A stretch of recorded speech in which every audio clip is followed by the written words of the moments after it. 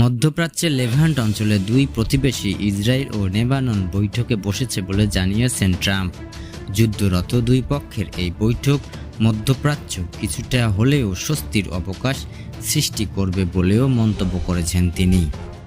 গতকাল বুধবার নিজের সামাজিক যোগাযোগ মাধ্যম ট্রুথ সোশ্যাল পোস্ট করা এক বার্তায় প্রেসিডেন্ট ট্রাম্প বলেছেন, ইসরায়েল ও লেবাননের মধ্যে কিছুটা স্বস্তির অবকাশ তৈরির চেষ্টা করা হচ্ছে।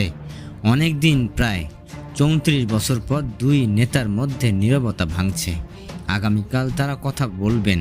চমৎকার। ট্রুথ সোশ্যালের পোস্টে এই ব্যাপারে বিস্তারিত কিছু বলেনি প্রেসিডেন্ট ট্রাম্প।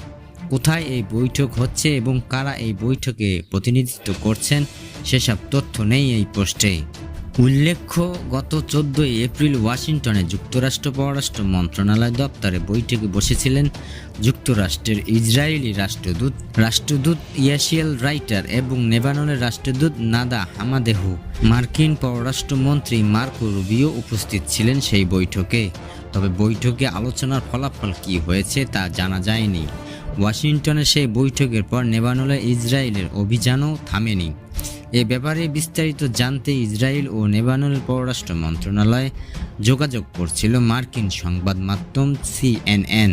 ইসরায়েল পররাষ্ট্র মন্ত্রণালয়ের কোনো কর্মকর্তা এ প্রসঙ্গে মন্তব্য করতে চাননি এবং লেবাননের কর্মকর্তারাও জানিয়েছেন এই রকম বৈঠকের কোনো তথ্য তাদের কাছে নেই।